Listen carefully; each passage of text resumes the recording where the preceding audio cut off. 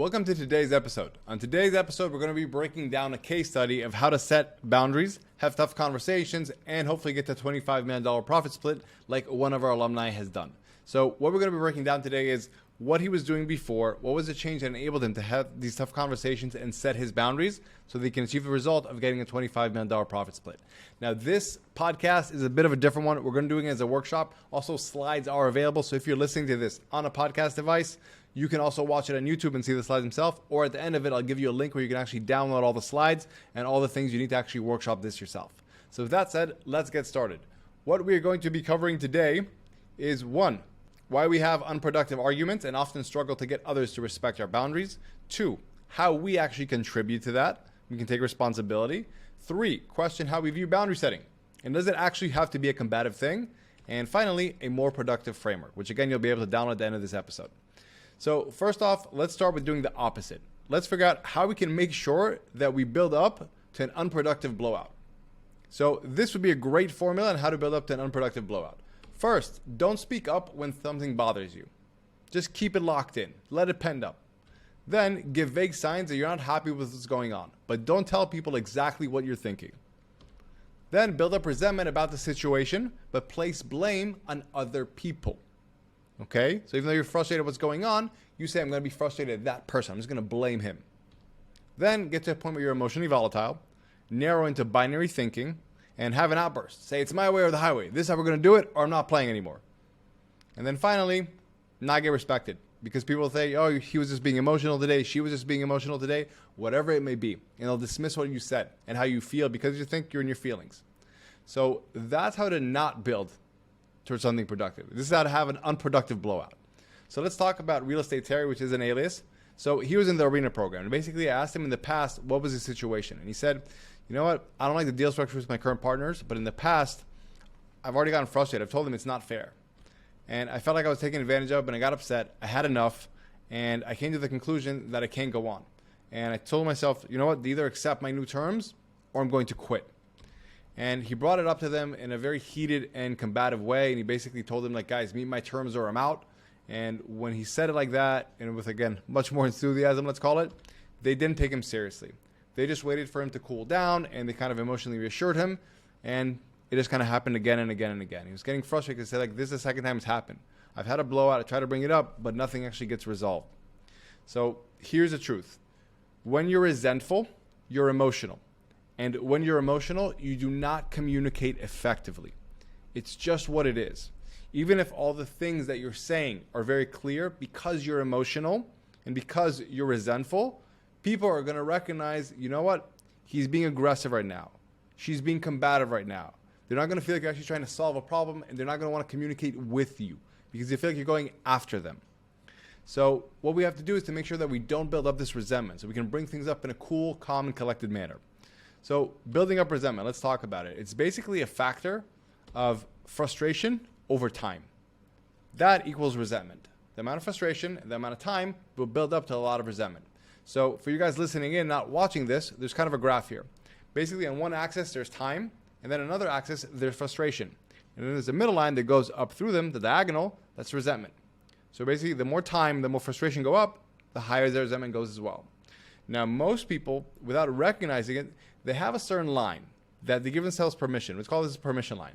That only once they get to a certain level of frustration, do they give themselves permission to speak up. Say, okay, once I'm a little bit frustrated, it's okay, I can take that. I should just accept that. But now this is a really, really, really big deal, and it's already taken a couple of years, so now I'm going to speak up. But when they do that, they're already at a certain level of resentment that's really hard to hone in and not just get frustrated and blow up at. So here's the deal. This is something I actually learned with me and my wife. We come from very different cultures, and I had to recognize for a long time that she wouldn't give herself as much permission to speak up when something was a 1 out of 10 frustrating for her as I would. So I wouldn't anticipate that this is something that I'm doing that's really bothering her because she wouldn't speak up. And it was something that we had to work through to make sure that A, I could read her better, and B, she felt more permission to speak up earlier so that she wouldn't get resentful or frustrated at me while I didn't know it. So let's talk about what Terry did wrong. Terry didn't speak up about what actually bothered him. He waited for a certain amount of years before it actually hit his frustration line, and he gave himself permission to speak out. But again, it came out very aggressively because of it. And by that point, he was very resentful. So lesson one of what we're doing today, it's crucial to assert a boundary before we get upset. Once we're already upset, that boundary probably isn't going to get respected. So again, lesson number one, it's crucial to assert a boundary before we get upset.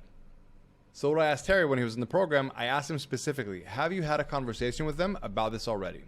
And again, he said, I had a conversation with them that it's not fair, but I wasn't very clear and they kind of charmed me through it. So again, let's go back to the framework of how to build an unproductive blowout. First, he didn't speak up for a while, and then he gave vague signs that he isn't happy with what's going on. Now, the reason that happened, it was because he wasn't actually very clear on what's going on. And if you're not clear on why something does or does not work for you, it's unrealistic to expect others to accept that. So here's the deal. We always negotiate in life. It's a big part of it. And if I'm not clear on why I'm negotiating, why something is important to me, and what I actually want out of it, I can't expect the other side to come to an agreement and actually understand that as well. So lesson number two, if you're not clear on what you want and why, don't expect others to respect your boundaries. Because they're actually very, very weak boundaries. If you don't actually know why you want to uphold these boundaries, others are actually not going to respect them. So let's talk about it like this. Why do we resent other people? Think about it this way. Do you like to feel trapped or powerless? Is that an emotion you enjoy having in your life? Probably not, right? Now, what do most humans, not you, but most other humans find more convenient? One, to take extreme ownership and responsibility for their situations in life. Or two, to place blame on others. It's number two. That's what we all naturally default to. And if you dislike a person who has power over you, you'll feel trapped and resentful. However, if you dislike a situation you're in, you all of a sudden recognize that you have the power to change it. It's two different things. Now, we naturally default to just putting blame on a person, saying this person is doing this or that. But what could be more powerful is to say, you know what, the situation that I'm in that involves this individual is not something I want to be a part in. So therefore, now I recognize I have the power to change it. It's the power of, instead of blaming a person, to understanding that I'm in a situation that I don't like. It's a very powerful difference. Now, Terry resented the people instead of the situation. It's why he felt trapped and powerless and got emotional, i.e. what we often do when we feel threatened in life in general. Now, to understand what caused the tipping point and why things changed is that during the program, one of the main things we do in the Arena program, we help people understand what are their subconscious fears, to draw them to take certain actions that don't actually serve them, that are not aligned with what they say they actually want. And Terry realized that he had a big fear around rejection and abandonment, and that fear caused him to not speak up. His subconscious wanted more, to not be abandoned, than actually wanted to have that cash, that result, so to speak. And because of that fear of possibly being abandoned by his business partners or them being rejecting him when he actually says what he wants, he let a lot of time and frustration build up, and therefore he was very resentful. Now, this is why it's so powerful to understand what's actually going on in your subconscious. Because the resentment is probably because you're not giving yourself permission to speak up, because there's something there. There's some kind of belief structure there. And there's some kind of fear that's holding you back. So rule number 3 is know your fear, or your fears will control your fate. It really is that simple at times. So let's go back to the framework. First off, again, he didn't speak up. He waited a long time. He gave vague signs that he's not happy, wasn't clear on what he wanted. Then he built up resentment about the situation, but placed blame on other people. His fear of abandonment caused him to think this business partnership is what he must accept, and therefore he felt trapped. And because he felt trapped, he felt really resentful and frustrated. So rule number 4, amateurs resent people. Pros accept responsibility for situations they resent putting themselves in. They take that responsibility, that ownership. It's a big thing. And for him, this was a turning point. So why did Terry not have an outburst with take it or leave it implications after feeling trapped by the situation? Because again, he realized all of a sudden he wasn't actually trapped. This is the big thing. His turning point was that he recognized, you know what, I don't have to be stuck in this situation. So instead of getting stuck and getting to a point where he's emotionally volatile, then narrowing into binary thinking and having an outburst and then not being respected because he was just emotional, he was able to understand the situation as it currently wasn't a long-term fit for him. And he was able to be at peace with that because he recognized, you know what, it's just my fear of abandonment and that fear of possible rejection that's on the other side of this. And I don't have to be a victim to that. And he no longer felt powerless all of a sudden. He didn't feel the need to get very defensive and aggressive and generally irrational. So here's what Terry did. He had a tough conversation with himself first about what he was okay and not okay with. He got very, very clear on that, so they couldn't charm him out of his logic. He was like, no, this is what I want, this is what I'm okay with, this is what I'm not okay with. He got very clear on that first. He took responsibility. Then he accepted that he's not trapped and that it's not binary. He said to himself, even if the partners say no, we can figure out a win-win wind-down strategy while we all find better fits in life and in business. And then he felt more empowered and less resentful, so he scheduled a meeting and had a productive and assertive conversation instead of a combative and emotional argument. And because he was able to do things all the right way and really assert himself, and this is the big thing, he got to a $25 million profit split, which is amazing. So what we've covered so far is one, why we have unproductive arguments and often struggle to get others to respect our boundaries, and how we contribute to that. Question, how we view boundary setting, and again, recognize that it doesn't have to be combative. It usually just is combative because we wait so long that we get to a point where we're frustrated and resentful. And finally, a more productive framework. So the workshop bit for you guys. This is where I suggest you now figure this out. If you're having a place where you find yourself struggling, perhaps not in business, but in your personal life or whatever it may be, to really assert yourself and to feel like I can have a tough conversation, I can assert a boundary, first ask yourself, what's the one main issue where you feel their boundaries aren't respected around? Something that you perhaps have a feeling of resentment or frustration around. Then accept that it's a situation, not a person. And this is tough. It is really difficult. It's not natural to say, I'm going to put the blame on myself for getting myself into this situation instead of just blaming another person. But the more we can do that, even if it's not the actual truth, but we can just decide I'm going to take responsibility for this, the better off we will be. Then clarify what you're okay and not okay with, i.e. your boundaries and why those are what they are. This is really important. You can't have boundaries that are meaningless. You're going to say, oh, this is my boundary. When someone asks you why, you can't explain why.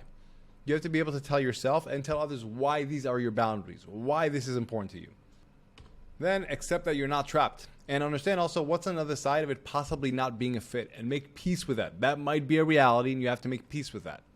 And then feel more empowered and less resentful. Recognize that this is a situation that I can get myself out of. I'm not just a victim here, and this other person is the bad guy that I can't do anything about. From there, set a deadline to have a productive and assertive conversation instead of a combative and emotional argument. This is really big. To actually say, I'm going to set a line in the sand. I'm going to say, this is the time where I'm going to bring this up, and I would like to talk about this. And then, hopefully, results not guaranteed, you can also get the $25 million profit split. Now, again, that was today's podcast about how to set boundaries, have tough conversations, and a $25 million profit split. Two main things. First off, you can get the slides for this and you can get the actual prompts that we have here at the end if you just go to the links below. And also on top of that, if you're not clear on what your subconscious fears are, your subconscious beliefs that could be holding you back, that's a problem. This framework is probably not going to help you if all those things overpower you. If your subconscious overpowers your actually logical brain, not allowing you to do the things that you know you should be doing. So if you want to get clear on that, exactly what are the subconscious beliefs that could be holding you back from having the tough conversations, setting your boundaries, and having hopefully a $25 million profit split, you can go check out the Military Grade Mindset course. It's in the links below. It's the quickest and most impactful way to uncover exactly what could be holding you back from achieving what you want to achieve. Hope today was helpful, guys, and I'll see you on the next episode.